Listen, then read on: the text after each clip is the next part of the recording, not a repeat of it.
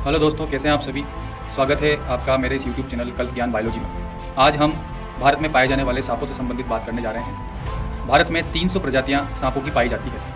इनमें से केवल 70 प्रजातियां ही ऐसी है जो जहरीली होती है। इन 70 प्रजातियों की वजह से 40 से 50 हज़ार मौतें अकॉर्डिंग टू WHO हर साल होती है। अब बात यह आती है कि इतनी कम प्रजातियां होने के बाद भी इतनी मौतें क्यों होती है। उसका कारण है जागरूकता। हमारे देश में जितने लोग हैं उनमें से कुछ ही लोग सांपों के प्रति जागरूक हैं। सांप का व्यवहार को समझना ये बहुत ज़्यादा महत्वपूर्ण है। सांप का व्यवहार क्या होता है, कौन सा सांप जहरीला होता है और कौन सा सांप जहरीला नहीं होता, इस बारे में पहचानना, आइडेंटिफिकेशन करना ये बहुत ज़्यादा इम्पोर्टेंट है। अगर ये चीज़ें आपको आ जाए तो आप इन सांपों से सामना होने पर अपने आप को बचा सकते हैं। इस वीडियो के अंदर हम यही देखेंगे कि जो सांप होते हैं उन सांपों में कौन से जहरीले होते हैं और कौन से जो है जहर विहीन होते हैं। तो यहाँ हम इनमें मिलने वाले जो जहर होते हैं उन जहर के बारे में बात करेंगे और इनका जहर शरीर पर किस तरीके से इफेक्ट डालता है उसके बारे में भी हम बात करेंगे। और आपको ये जान करके आश्चर्य होगा कि इनके जहर से दवाइयाँ भी बनाई जाती है। वो कौन कौन सी दवाइयाँ होती है और किस तरीके से दवाइयाँ हमारे शरीर पर इफेक्ट डालती है वो भी हम यहाँ पर बात करेंगे। आपको ये भी बताएंगे कि किस तरीके से सांप हमारे एनवायरनमेंट के लिए कितना जरूरी होता है, यानी कि यहाँ हर एक सांप जो है वो हमारे लिए घातक नहीं होता है, हमारे एनवायरनमेंट के लिए कहीं ना कहीं वो एक महत्वपूर्ण भूमिका अदा करता है। चलिए आगे देखते हैं वीडियो। जिस तरीके से सांपों के बारे में सुनकर के हमें डर लगता है, मैं ये बता देना चाहता हूँ कि जिस तरीके से दूसरे एनिमल हमारे एनवायरनमेंट के लिए ज़रूरी हैं उसी तरीके से सांप भी उतने ही ज़रूरी हैं। तो आगे से अगर आपको सांप दिखे तो याद करना कि ये सांप हमारे इकोसिस्टम को और पारिस्थितिकी तंत्र को संतुलित बनाए रखने में महत्वपूर्ण भूमिका अदा करता है। खेत के अंदर सबसे ज़्यादा चूहे होते हैं, कीड़े होते हैं, उनको ये अपना भोजन बना करके और उनकी संख्या को ये नियंत्रित करने का काम करता है। इसी तरीके से सांपों का हमारे भारत के अंदर काफ़ी ज़्यादा महत्व है। इनको देवता के रूप में पूजा जाता है, जैसे नाग पंचमी है उसमें भी इनको पूजा जाता है। और अब बात यह आती है कि जो सांप हैं उनमें जहरीले सांप कौन से होते हैं और नॉन पॉइजनस यानी कि जहर विहीन सांप कौन से होते हैं, उनको हम किस तरीके से पता लगाएं। तो उसका पता लगाने का सीधा सा तरीका है कि वो सांप जिनमें फैंग टीथ उपस्थित होते हैं, यानी फैंग टीथ होते हैं आगे के 2 नुकीले दांत, उन्हीं फैंग टीथ से या नुकीले दांतों से सांप अपना जहर बाहर निकालता है और शिकार के अंदर डालता है। तो आगे से अगर आपको सांप दिखाई देता है तो उसके फैंग टीथ अगर हैं, यानी कि सांप ने अपना मुंह खोल रखा है और उसके अंदर फैंग टीथ आपको दिखाई दे रहे हैं, इसका मतलब वो पॉइजनस है। और अगर फैंग टीथ नहीं है तो वो नॉन पॉइजनस है। अगर स्नैक बाइट में भी आपको 2 बड़े दांतों के निशान दिखाई दें किसी के शरीर के ऊपर, तो याद रखना कि उसे पॉइजनस स्नैक ने काटा है। लेकिन अगर वहाँ आपको 2 बड़े दांतों के निशान नहीं दिखाई देते हैं, दांतों की यू शेप की लकीर दिखाई दे, तो आप ये समझ लेना कि उसे नॉन पॉइजनस स्नैक ने काटा है। तो स्नैक को आइडेंटिफाई करने का ये सबसे अच्छा तरीका है। उसके अलावा आंखों की पुतलियों से भी हम उसे पहचान सकते हैं। आंखों की पुतलियां अगर गोल हो तो वो नॉन पॉइजनस है और अगर इलोंगेटेड लंबी होती है तो वो पॉइजनस स्नैक होता है।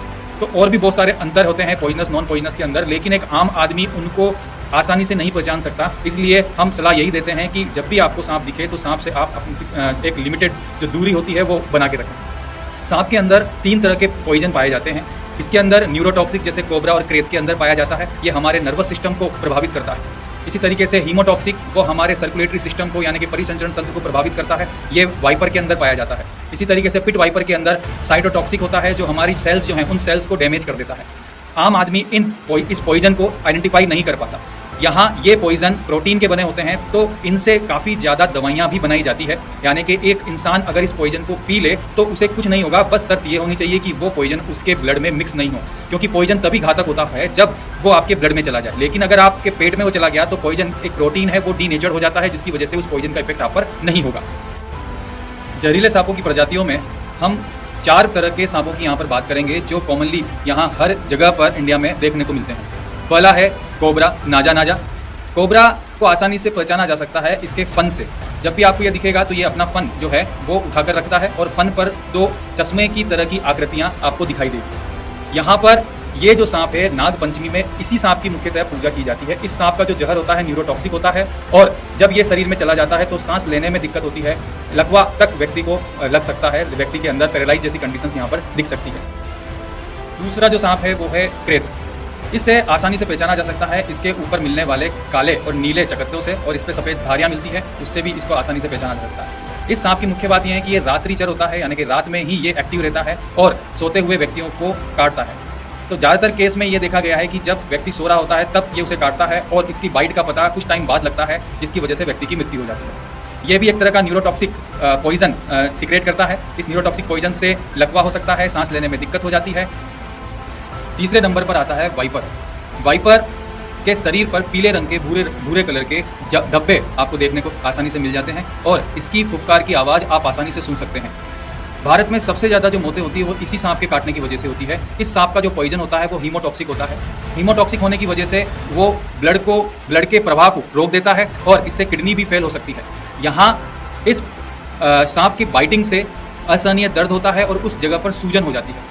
इसी तरीके से चौथे नंबर पर आता है सो स्केल्ड वाइपर। इसका नाम जो है इसका नाम इस वजह से सो स्केल्ड रखा गया। सो का मतलब होता है एक तरीके से आरी।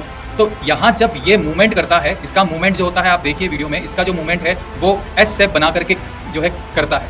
जब ये एस शेप बना करके मूव करता है तो इसके जो स्केल्स हैं वो आपस में रगड़ खाते हैं जिससे आरी की तरह की आवाज़ बनती है। इसी वजह से इसका नाम सो स्केल्ड वाइपर रखा गया। इसकी लंबाई 30 से 40 सेंटीमीटर तक की होती है, यानी बहुत छोटा ये सांप होता है और इसका पॉइजन भी हीमोटॉक्सिक होता है और इसके पॉइजन की वजह से भी किडनी फेल हो सकती है। यहाँ ये सांप ज़्यादातर शुष्क जगहों पर, रेगिस्तानों पर, राजस्थान जैसे इलाकों में ये देखने को मिलता है। इनके अलावा भी हमारे देश में और भी जहरीले सांप देखने को मिल सकते हैं, जैसे किंग कोबरा है, ग्रीन पिट वाइपर जो कि पेड़ों के अंदर मिलता है। किंग कोबरा जो होता है वो काफ़ी ज़्यादा बड़ा होता है, यानी कि दुनिया में मिलने वाला सबसे बड़ा सांप होता है और काफ़ी ज़्यादा जहर उसके अंदर होता है। इसी तरीके से आपको सी स्नेक भी यहाँ देखने को मिलेगा जो कि काफ़ी ज़्यादा जहरीला होता है। स्नेक बाइट से बचने के लिए सबसे पहले तो आपको पता होना चाहिए कि सांप का बिहेवियर क्या है, यानी कि आपको जो सांप दिख रहा है वो पॉइजनस है या नहीं। अगर पॉइजनस है तो आप उससे एक निश्चित दूरी बना करके चलें और यदि वो किसी व्यक्ति को काट लेता है तो आप डायरेक्ट उसे अस्पताल लेके चले जाएं। और इससे पहले आप ये करके जो है कर सकते हैं कि उस जहाँ पर सांप ने काटा है उस एरिया पर एक चीरा लगा दें ताकि वहाँ से जो पॉइजन है वो पॉइजन बाहर की तरफ निकल जाए। या आप हाथ पर जहाँ पर भी काटा है, हाथ या पैर पर कपड़ा या रस्सी टाइट करके बांध दें ताकि वो पॉइजन जो सांप से गया है वो पूरे शरीर में व्यक्ति के ना फैल पाए। वैसे भी सावधानी रखना वो बड़ा महत्वपूर्ण होता है, इसलिए सांपों से हमेशा सावधानी बरतें। सांप दिखने में भले ही डरावने हो सकते हैं लेकिन प्रकृति के लिए उतने ही वो जरूरी हैं। मैंने आपको बताया ये हमारे प्रकृति के लिए इकोसिस्टम में एक संतुलन बना करके चलते हैं और इन जीवों का धरती पर होना उतना ही जरूरी है जितना हमारा। तो आगे से आप यदि किसी सांप को देखें तो सबसे पहले आप मेरे द्वारा बताया हुए जो प्रयास हैं उनको आप ध्यान में रख करके आगे की कार्रवाई करें। मेरा मोटो केवल ये था कि आप लोग इस चीज़ से अवेयर हों कि सांपों को हम देखते ही मारे ना, उनके उपयोग या उनके इस धरती पर रहने की वजह को हम देखें। यहाँ अगर आपको मेरी वीडियो इन्फॉर्मेटिव लगती है तो मेरे चैनल को लाइक और सब्सक्राइब और शेयर जरूर करें।